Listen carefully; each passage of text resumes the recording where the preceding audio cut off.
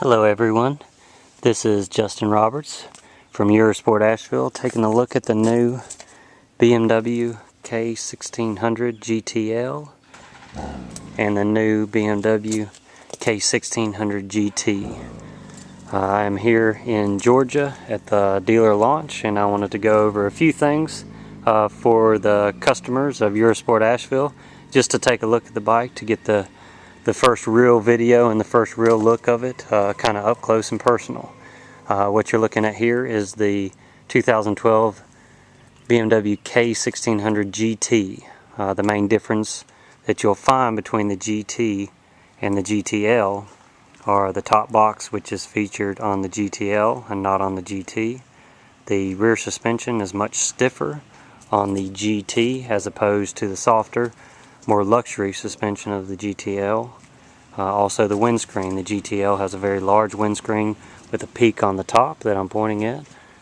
The GT model has a V, a little more sporty windscreen that both do their job very, very well. They're both electronic. They both keep their position, so when the bike is turned off, they go down. When you turn the bike back on, it goes back to the original position that it was just at. The GTL also features all the chrome accents. All the GTLs that will be coming for the first while, the pre-sold units, will feature the full kits, the premium kits that also have the fog lights, ESA, and all the options. The top box is very, very big, easy to use on the GTL. It features the chrome accent. All the locks have push button locks. It opens here and it's hydraulic. Very nice, clean carpet on the inside. Easy to close also. Just push down and then you close it right there. The side bags are also used the same to access. Push the button. The flip comes out here. All you do is lift the flip up and the bag will open up as so. Nice storage.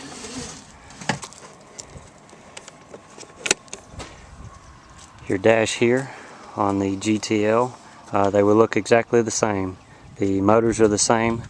The dash on the GTL, this is the metallic blue color, but it features your navigation right here, speedo, your 5.7 inch LCD screen, and your RPM gauge.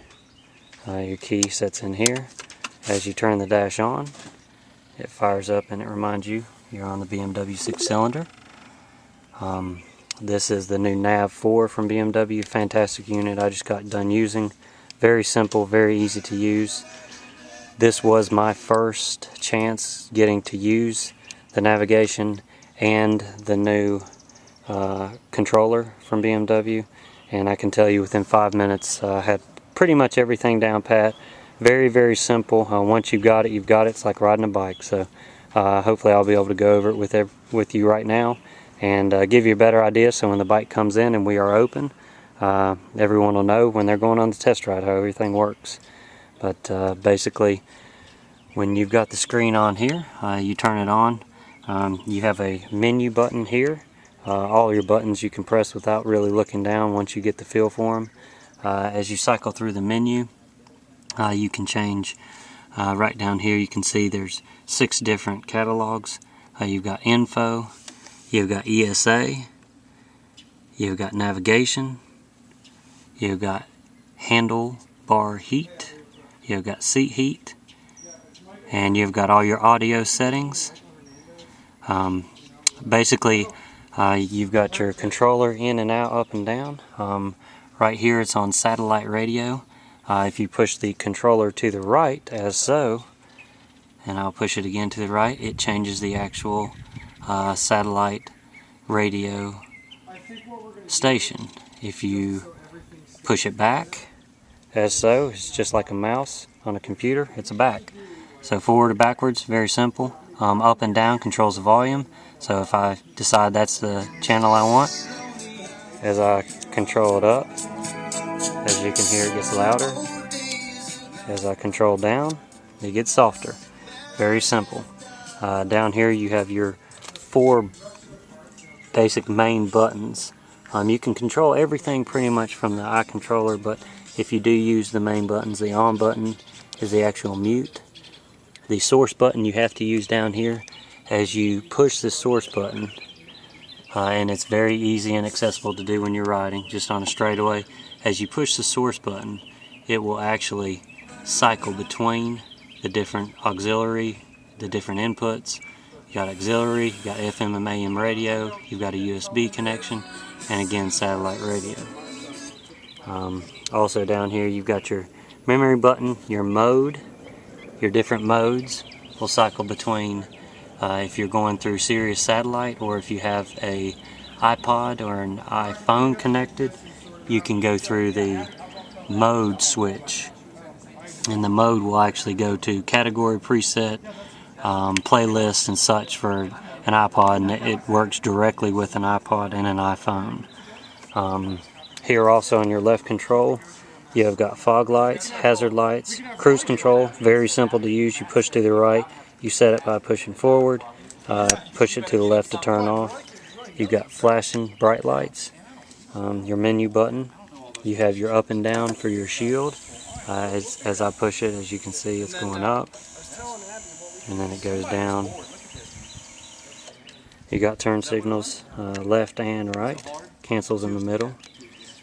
To the right, on the right handlebar, you have got the lock button for all the bags. When the bike is on, it locks them. When you hit it again, it will unlock them.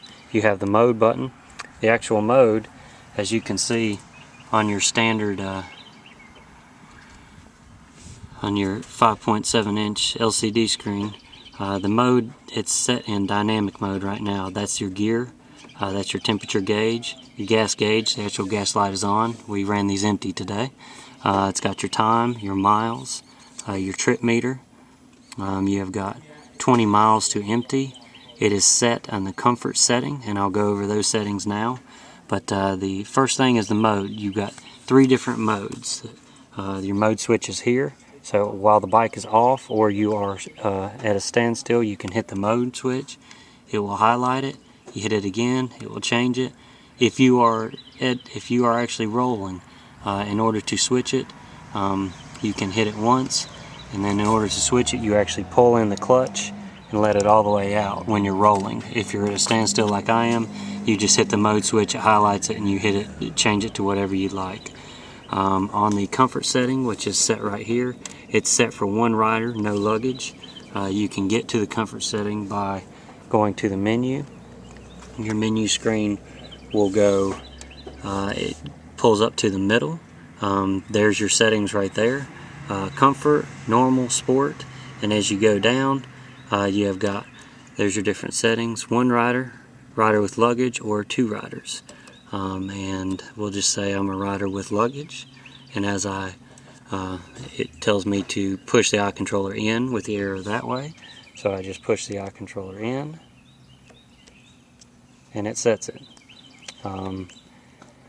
Also, if we want to go through the different menu modes here in the middle, you got on your main menu here on the bottom right, that's your range.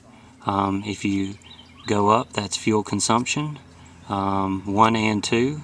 As it cycles down, it's got average speed, the outside temperature 68 degrees, tire pressure, as it's rolling it will tell you, stopwatch, travel times, date, oil level, and then you can turn that section off.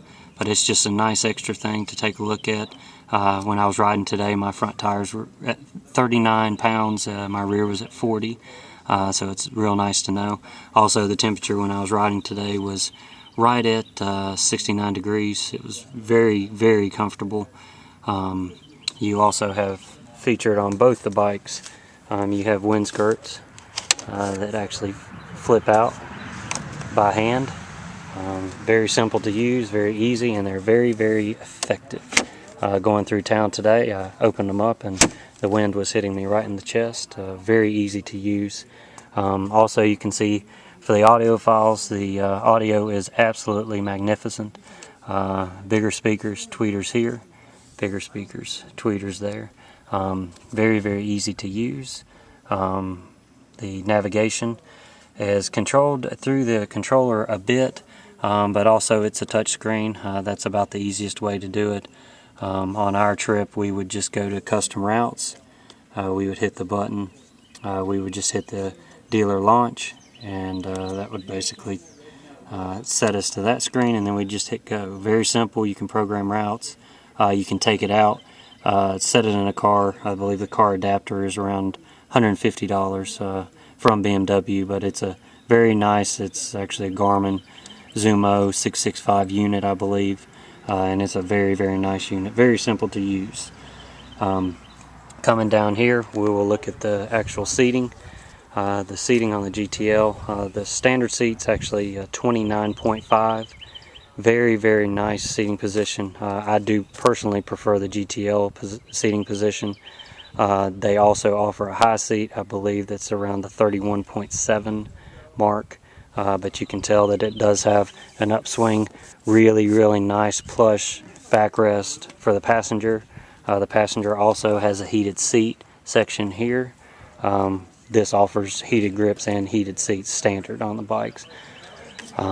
The GT, which we're looking at, it does not offer the backrest, but it does offer adjustable seating. So your standard rider seat will be, it ranges, I believe, 30.5 to 31.7 with the standard seat, and then you can put the high seat that goes 31.7 to like 32.7. So it gets much taller for the long-legged people. You've got pretty much all the options on this. Also comes standard with bags. Both the exhausts, as you can see, are just awesome looking. The bags actually were designed, if you can see here, to allow air to get through them. It makes it much smoother. It reduces wobble and draft, they say, at higher speeds. The GTL that I was riding this bike at 80 miles an hour on the interstate today, it was right at about 3,400 RPMs. Really smooth as silk. Not just saying it. If anyone knows me, you know that luxury cruisers are normally not the motorcycle that I would pick, but after the ride today, I have to admit that this is probably the most refined motorcycle, probably the finest motorcycle I've ever ridden. It does everything very, very, very well. I was probably most impressed with the suspension. The dual lever, the front suspension that BMW offers. It's the same front suspension on both models. I'll get down here. Basically, the suspension keeps everything very, very balanced. It keeps the bike from diving into corners. Keeps everything very, very still, very calm. You can basically just run it deep into corners and use those brakes, and they stop. Very, very nice. Also on the GTL, I preferred the lower seat height. I did not mind the weight. It did not feel heavy at all, to be honest with you. It felt a little bit more like a Triumph Sprint ST. It didn't feel like a 700-pound motorcycle. It felt more like a 500-pound motorcycle. Very, very impressed. Very, very excited to be bringing BMW to Asheville. Thomas and I both worked very hard, and we're very excited to share in this experience with everyone in this adventure. This will be a wonderful bike, and we're very excited for everyone to take a demo. Again, this is Justin from Eurosport Asheville. Hope everyone is having a great day, and look forward to getting open and getting the demo bike here so everyone can give it a ride.